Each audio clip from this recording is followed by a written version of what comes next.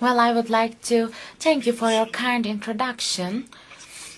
I will be talking about language and mind in the context of atypical autism. I have 25 minutes, so I'm a child psychiatrist, but at the same time, I finished the philosophy department in another university, so I will be using medical terminology, and I will be using some terminology on philosophy too. Well, we are talking about language, and the basis of the language is the communication. We try to understand each other. We try to communicate with each other on the basis of understanding.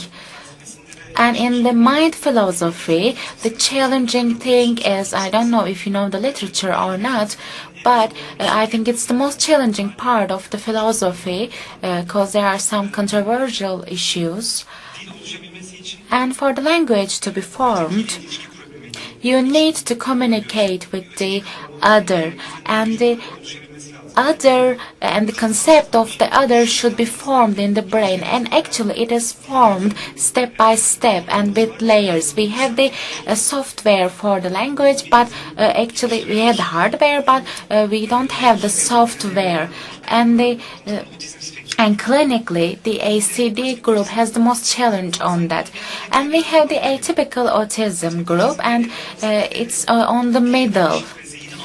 And to language and mind, and I think atypical autism patients are a very good example. Well, in terms of mind philosophy, where is it located? What do the philosophers say? Without the knowledge of the neuroscience, they share their knowledge. So I will be giving some keywords. This is my presentation plan. What is atypical autism? What is mind? When we are talking about autism, we are also talking about the mind theory of mind. And we will be looking at the areas of the philosophy of mind, and then to understand the patients better and to understand the challenges in the neurodevelopmental disorders better, I will be giving you some clues. And what are the challenging parts in autism in the brain? Well, we have some different parts here. Amygdala is interested, and you know the frontal lobe is about learning, and the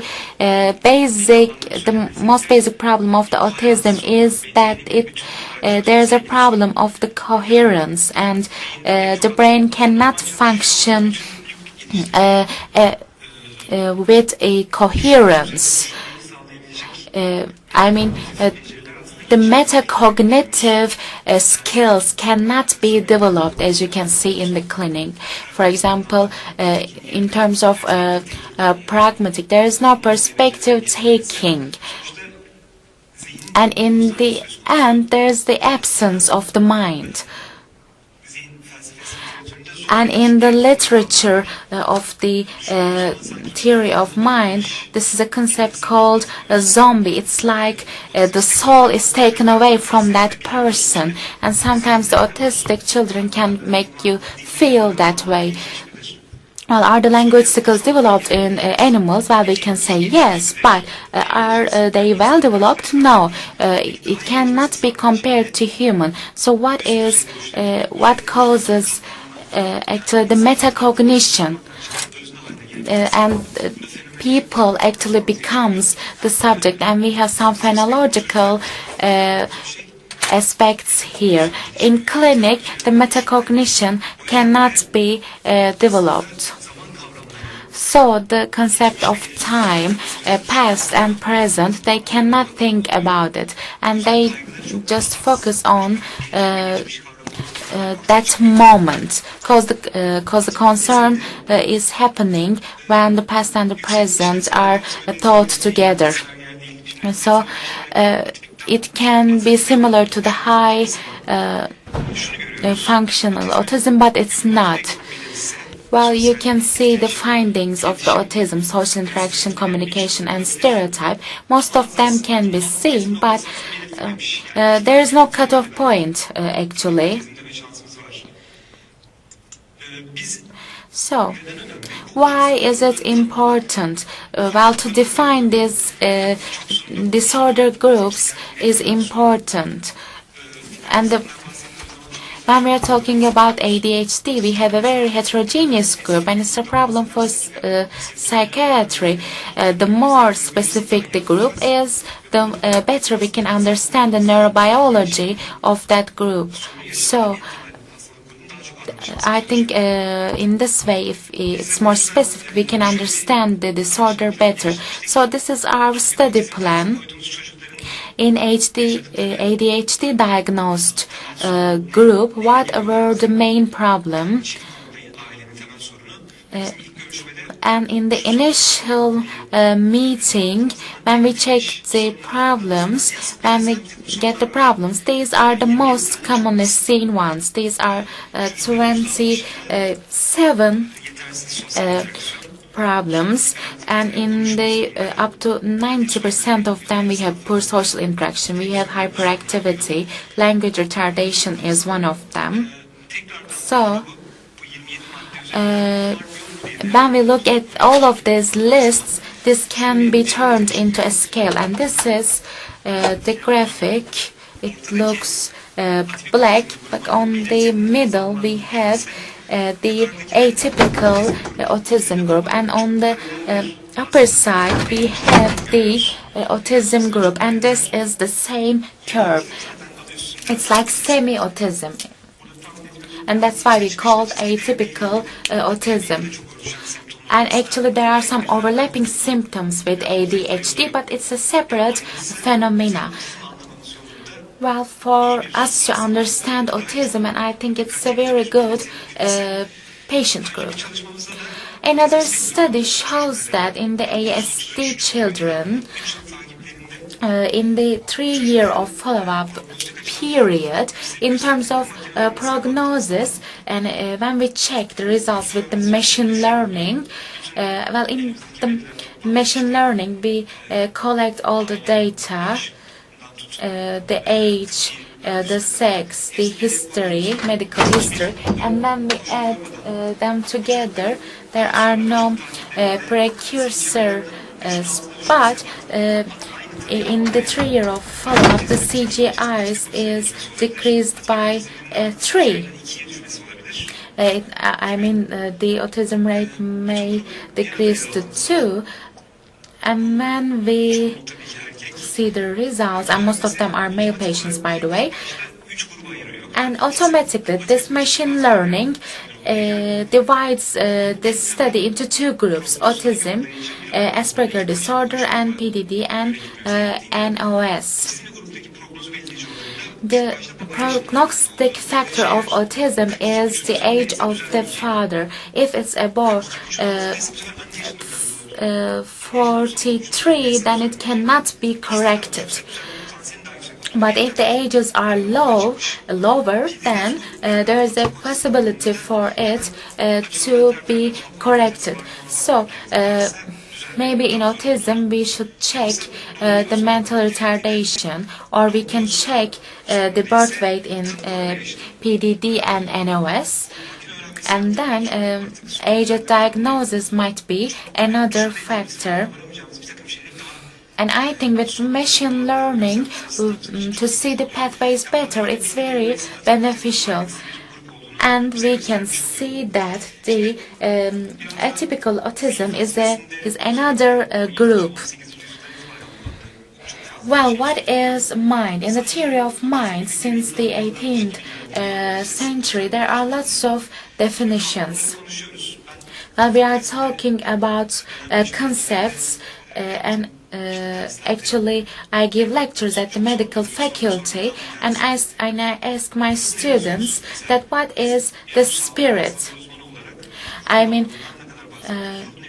what is spirit? What is mind? What is soul? How can we define these concepts, and how do they form? Is it related to our brain or not? I mean, some say that it's all about the intestines, for example, for depression, or it might be a cardiovascular cause. I mean, do we know where our soul is located precisely?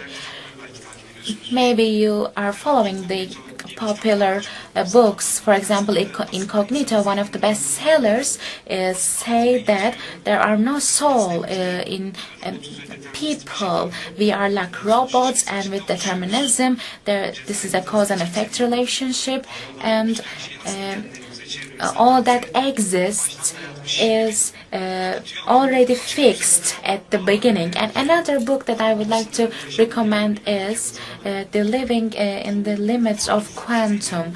It's about the quantum physics, and it's about the usage area of the quantum. And actually there are lots of ideas on the quantum, and the basic difference is that on the macro level we have some Newton physics, but on the other hand the probability concept cannot be explained by the Newton's ideas. For example, if we cannot see something, then we cannot know where it is. I mean, it can be located at two different places at the same time. For example, its percentage can be measured, but we cannot be sure at all. So, Roger Penrose, a mathematician, maybe you have heard of him, he says that the probability measurements of the mind, he has some mathematical formulas, and he says that it's not deterministic at all, and we have the will to change things. And in this book that I mentioned, especially in terms of mind theory, one of the most basic problem is that most of the neurons in our brain, and each neuron has thousands of connections with others, and the communication level and possibility is so high that if you think of an ant army, thousands of ants, it's like a connection. So, and this is another concept called the connectivity disorder. Well, the coherence is the key point here, and we have some association points that provide that.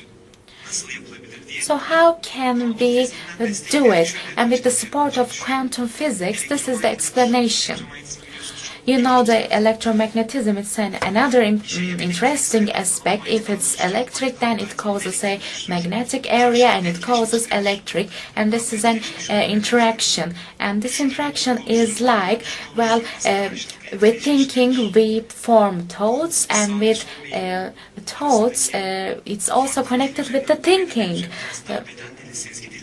It's like one of the aspects is like Lacan's definition, like extra cognitive things. We are not aware, but we have some emotions. We look at each other, we try to read our gestures, and our left hemisphere is related to the understanding of that gestures. For example, if the right and left hemisphere are working together, then we can make an understanding of our feelings, and then we can communicate.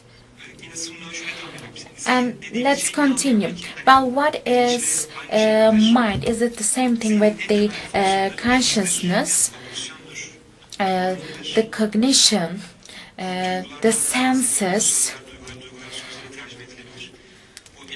And in terms of electromagnetism, there's an electrical flow from the brain, and this is actually forming a magnetic area.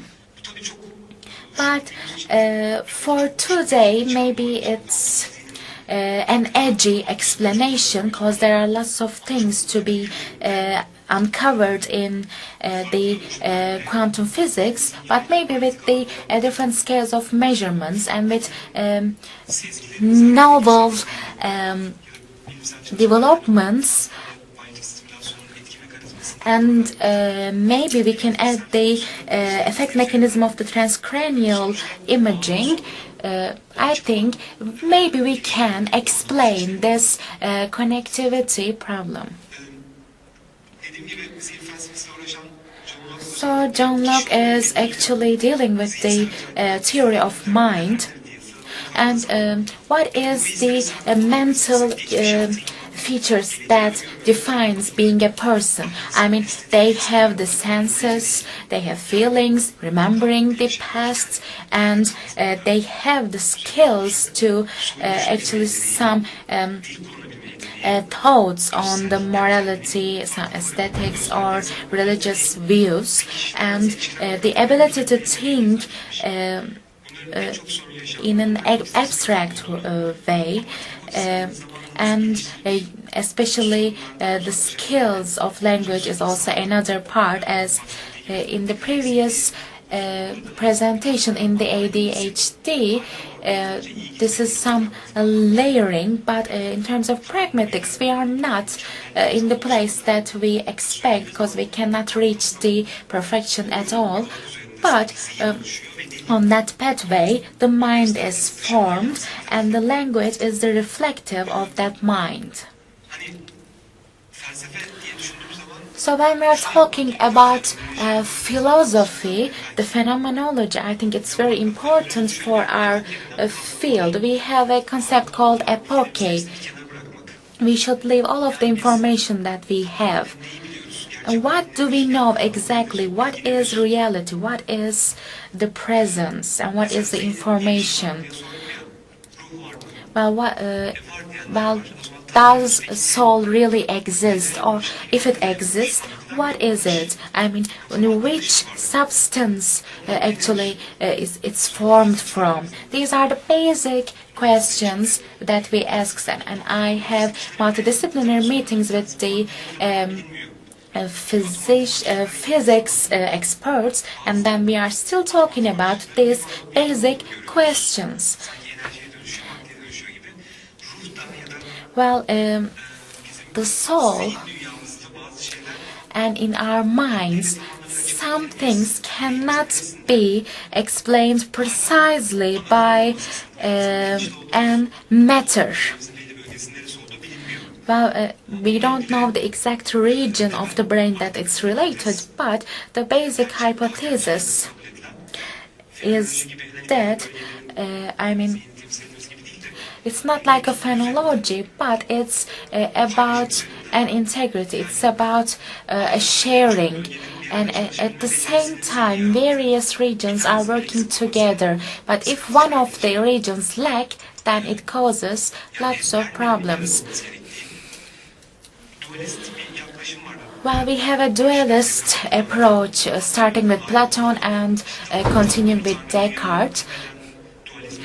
And dualism is on the basis of mind and matter, God and the world. And today, actually, Aristotle's views are more on the forefront.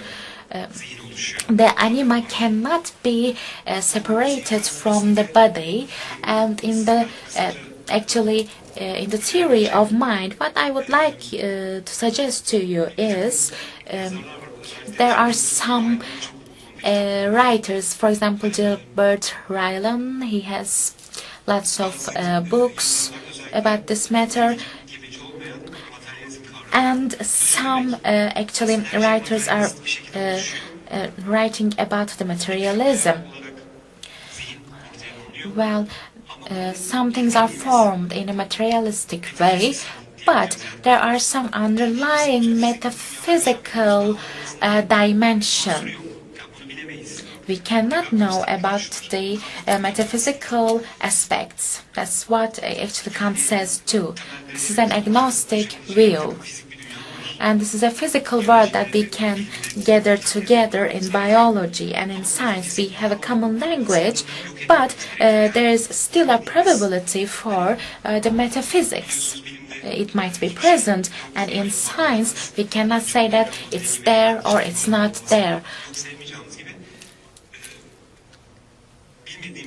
And there are lots of different mechanisms that is uncovered in terms of the formation of mind. And another thing to mention is that well, we have some matters to be objected, but we cannot make ourselves an object. For example, we should think of ourselves as a subject all the time.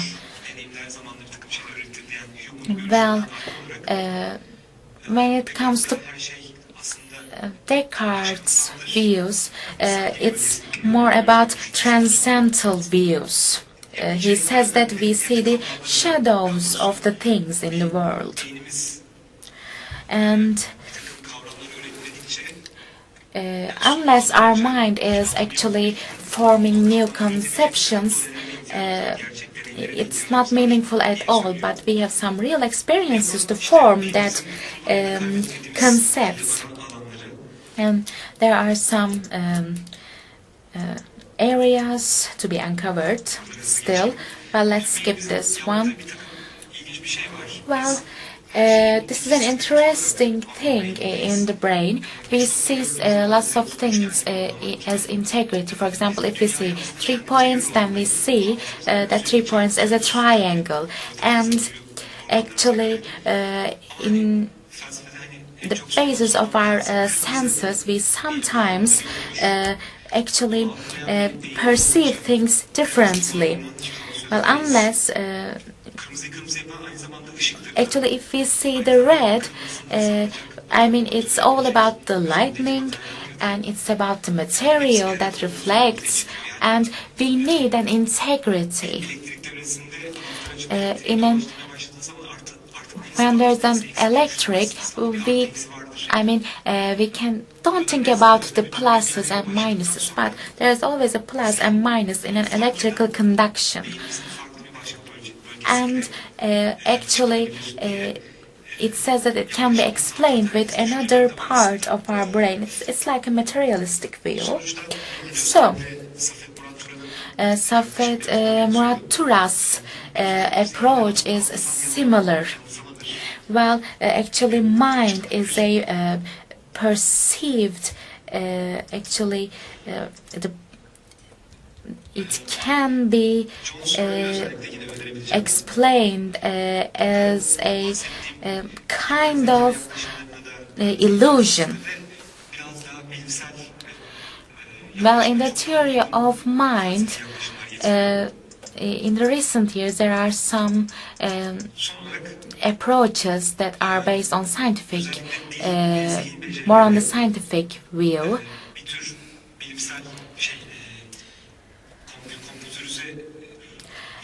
And in terms of language, like computerized information, it can be transformed, it can be transmitted into a computer.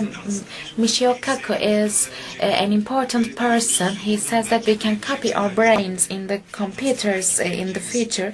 It might be sounding fantastic, but I think his theories should be kept in mind, and I think they are very interesting. Maybe in documentaries you have seen his ideas.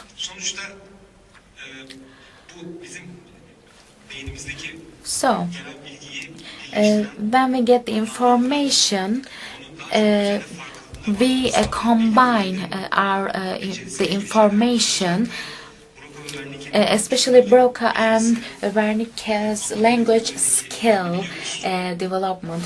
They play a key role.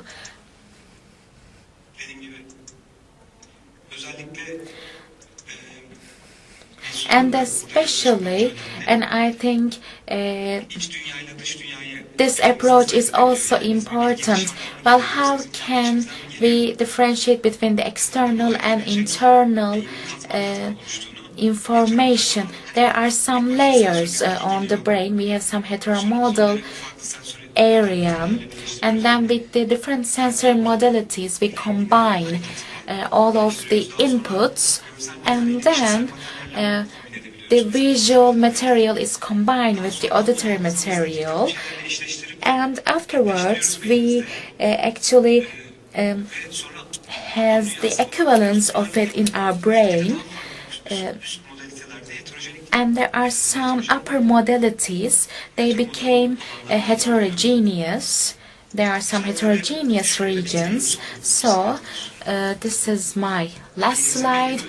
In some regions of the brain is about our internal world. They are the representatives of our internal world. And we use the internal milieu. And when we are talking about external things, then our sensory organs are more activated.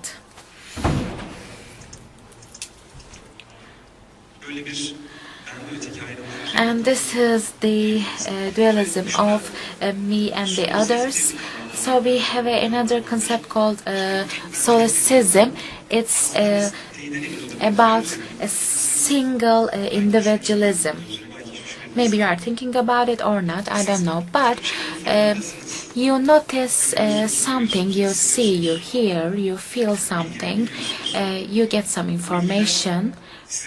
But these informations, I mean, where do they come from? Is it inside your brain, or is it an external source, or you produce it internally, or maybe there is something, or maybe this is an illusion, this is an hallucination, you are in a dream or not. And actually we cannot be sure at all. Maybe you have watched the Truman Show, and I think it's a very good movie about this concept. And this concept in real life, we exist, maybe we have some roles, maybe we are in a dream. Actually, it's very hard to prove otherwise. What do? I mean, we actually constitute something in our memory that we are all existing, and the sun shines from the same place every day, but it may not be shining tomorrow, and there is no reasoning. Maybe we are in the process of time. So in Newton's physics, deterministically, maybe we are moving on to the future, but maybe it's the otherwise. Maybe it's the otherwise in the quantum physics too. Well, I know it's a very abstract point of view, but we are actually moving in some place, but our area is pretty limited. With probability measurements, our choices are not that detailed. We have very limited choices. Well, actually, maybe we are thinking of we are doing something. That's what we realize. But in Turkey, when we are talking about our residents and our colleagues, we believe that we have the free will. We decide on something.